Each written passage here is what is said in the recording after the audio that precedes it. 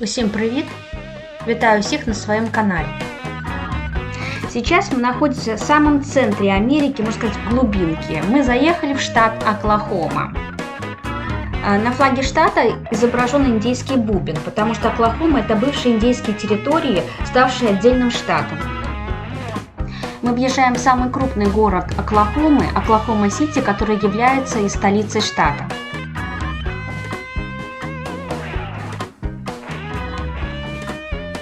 Самая главная достопримечательность этого города – это, конечно же, Капитолий. Экономический рост штата пришелся на 30-е годы прошлого века в связи с открытием больших месторождений нефти. Даже одна из скважин находится прямо под Капитолием.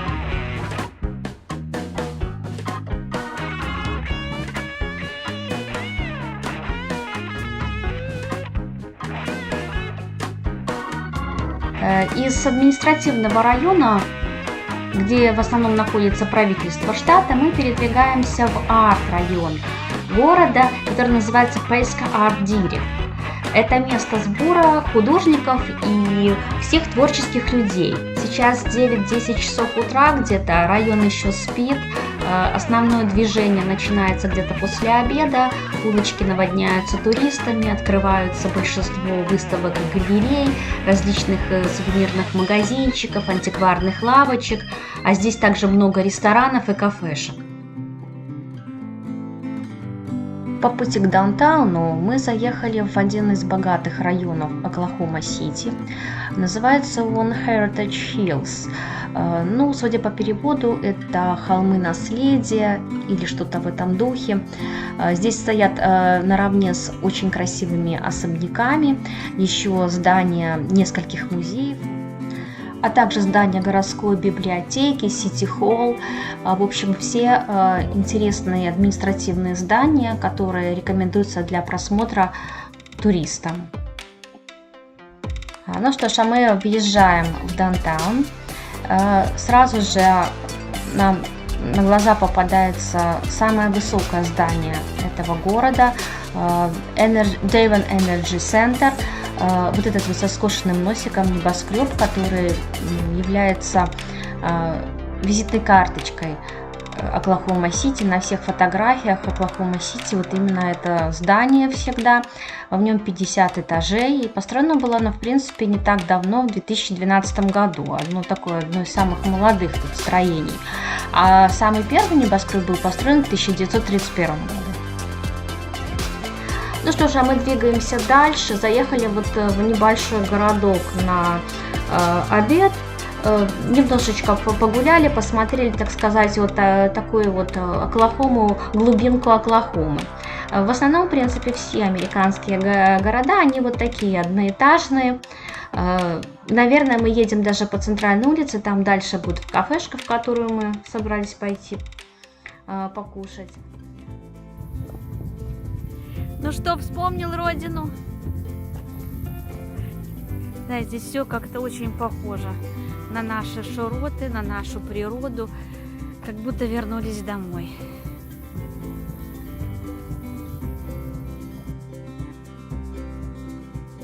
Не знаю, нам чем-то вот напомнило это озеро наши родные места.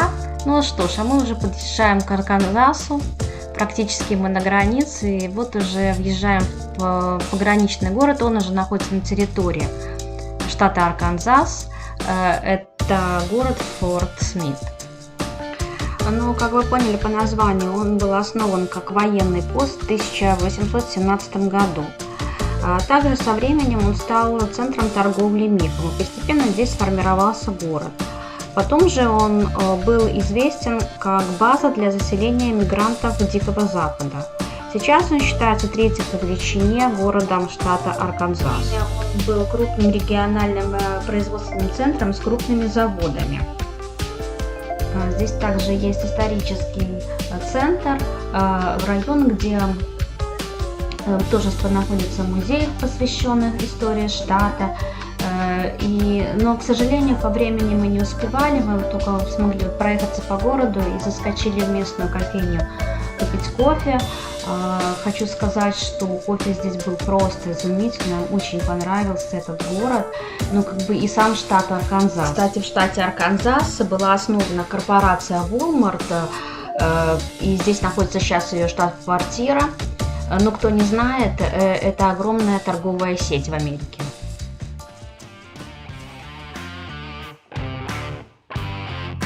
Ну что ж, а мы вырываемся в следующий день, и мы уже подъезжаем к границе Арканзаса и штата Теннесси к городу Мемфис. Мемфис находится на левом берегу Миссисипи, а назван он в честь древней столицы Египта, который также находился на реке Нил. Здесь есть даже своя пирамида. Сам штат находится на юге Соединенных Штатов Америки и является одним из крупнейших экономических центров юга страны. До прибытия европейцев здесь проживало индейское племя Чикасо. Сам Мемфис основан в 1819 году. Город развивался за счет своего удобного расположения. Здесь была хлопковая экономика, которая зависела от принудительной рабочей силы большого количества африканских рабов. И Мемфис стал главным рабовладельческим рынком. Также через Мемфис проходила и печально известная дорога слез, по которой коренных индейцев депортировали в Оклахому. А сейчас мы въезжаем на самую знаменитую улицу Мемфиса, Биэл-стрит, на которой проводится ежегодно множество музыкальных и кулинарных фестивалей, в том числе и знаменитый чемпионат мира по барбекю. Биэл-стрит является национальной исторической достопримечательностью и показывает влияние Мемфиса на американский блюз. А также Мемфис является домом основателей различных музыкальных жанров, таких как мемфисский соул, мемфисский блюз, рок-н-ролл, рокобили и мемфисский кантри-мьюзик. Много выдающихся американских музыкантов начали свою карьеру именно в Мемфисе. А также огромное количество предпочитало именно здесь работать, потому что Мемфис считался четвертым звукозаписывающим центром в мире.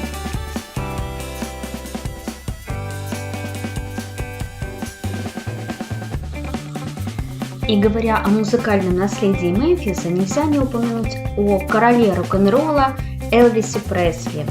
Здесь его очень любят и чтут.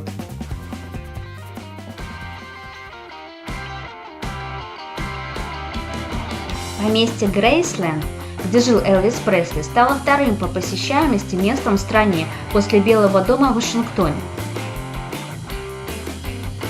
Оно было построено в 1939 году в колониальном стиле, и, в общем-то, главным образом оно было известно как дом Элвиса Пресли, который приобрел его в 1957 году, всего лишь за $100 тысяч. Это самолет Элвиса, здесь находится музей, посвященный его жизни, и сувенирные магазины. Но посещать сам дом Элвиса Пресли в этот раз мы не стали, мы туда решили отдельно съездить на целый день, чтобы погулять и окунуться в жизнь самого Элвиса. А также мы запланировали еще посетить один из самых крупнейших городов в Теннесси, знаменитый Нэшвилл. Нэшвилл – это столица штата Теннесси и традиционно располагается, как все столицы, в центре штата. А также Нэшвилл является не только столицей штата, но и столицей кантри-музыки всей Америки, благодаря чему получил прозвище «Город музыки». Первым делом мы поехали, конечно, на осмотр Капитолия, но нас постигла неудача. Все подъездные к Капитолию улицы были перекрыты в связи с приездом какой-то очень важной персоны. Я уже даже не помню кого.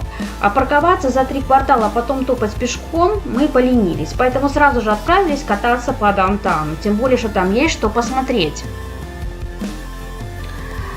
Город был основан в 1779 году выходцами из Вирджинии прямо в канун Рождества.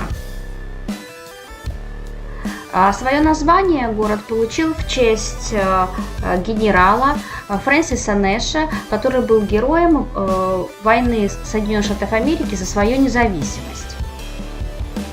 Город стал очень быстро расти и развиваться благодаря своему удачному географическому расположению и речному порту. Поэтому с 1843 года Нэшвилл является бессменной столицей Теннесси. А его здание Капитолия, которое построено в 1859 году, самое старейшее здание Капитолия, которое еще действует. Нэшвилл иногда называют Южными Афинами из-за большого количества учебных заведений.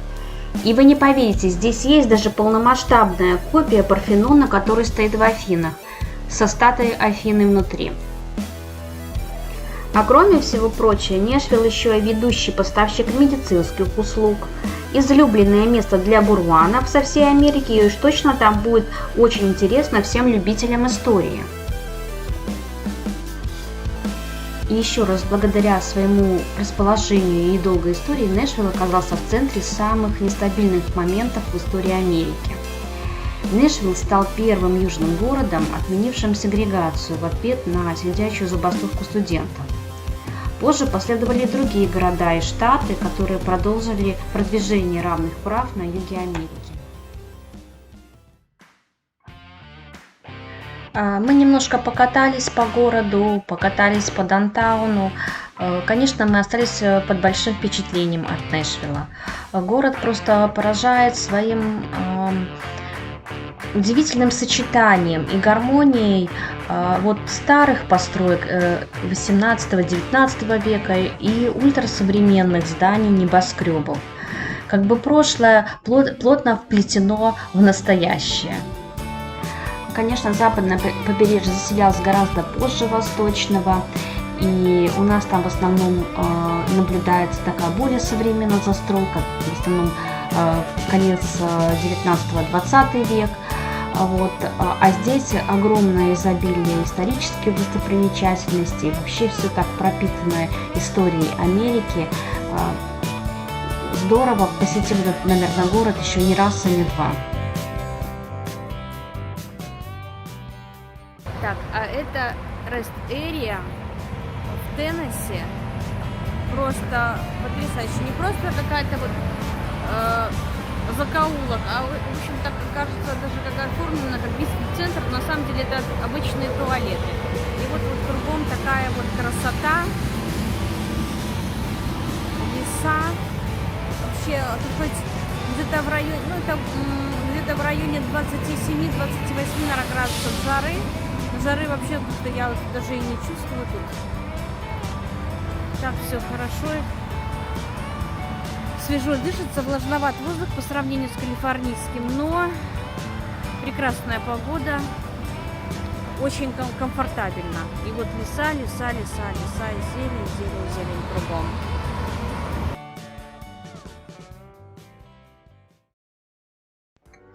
Ну, это утро следующего дня, это уже последний день нашего пути.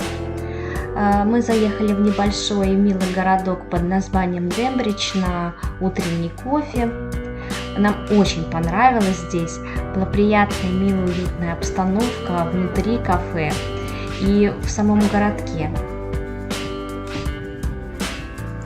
Ну и сам городок располагается в очень живописном месте, недалеко от национального парка Great Smoky Mountains.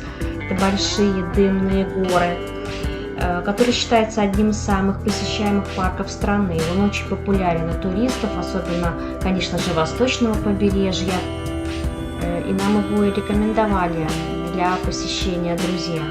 И, к слову сказать, кофе здесь был необыкновенно вкусный и очень-очень ароматный. Кстати, когда-то эти территории относились к Северной Каролине, и Теннесси был всего лишь округом Северной Каролины. И только к концу XVIII века было принято решение сделать из него отдельный штат.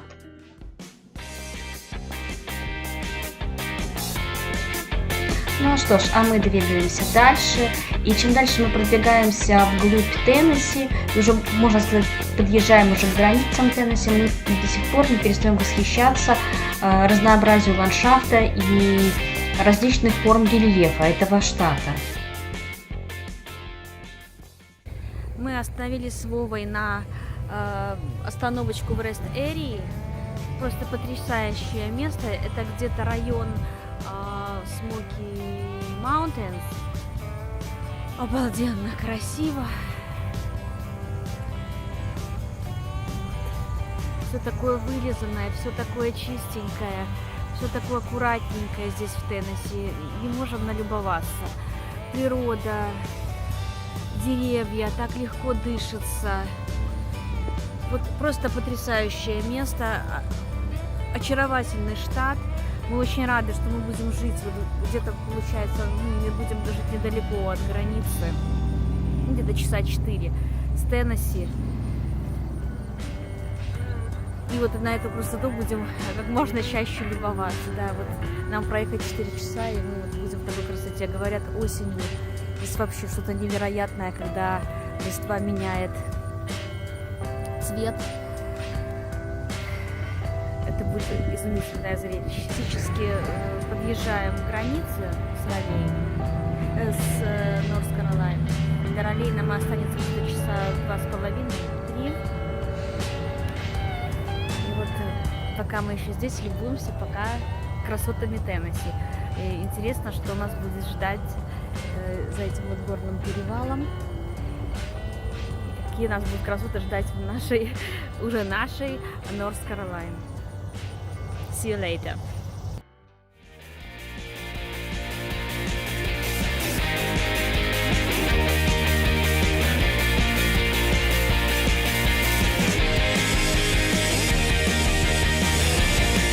Это мы уже пересекли границу с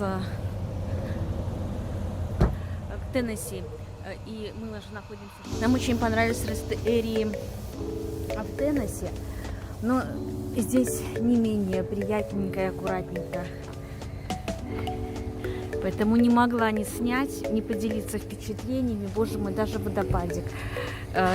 Кроме туалетов здесь еще такой визитер-центр, где можно получить любую информацию. Ну и что? Welcome to North Carolina. Хочу сказать, что, конечно, разница между западным и восточным побережьем ощущается не только по природе, но, наверное, как-то и по культуре, и по людям. Все-таки здесь чувствуется, что больше традиций, больше истории. Все-таки это была территория заселена первая. Потом уже переселенцы пошли на запад, но очень красиво. А далее мы заехали перекусить в маленький городочек недалеко от границы. Искали мы место, исключительно ориентируясь на отзывы, и навигатор нас привел в прикольное место. Днем, по всей видимости, это кафешка, а вечером настоящий кантри-бар со всеми традиционными американскими атрибутами. А мы попробовали традиционное блюдо в Норс Каролайне. Это стейк, который приготовлен на щепочках хикори с вкуснейшим соусом барбекю по семейному рецепту, с маринованным лучком, зеленью и с тыквенными семечками, а также на гарнир был подан салат из свеклы с овечьим сыром. В общем, все очень понравилось и было удивительно вкусно. Ну а затем, после такого вкуснейшего ланча, мы сытые и довольные двинулись на Ролей. Нравится в этом штате. Надеюсь, нас здесь ждет удача, и нам очень понравится здесь жить. See you later. И до наступных встреч на моем канале.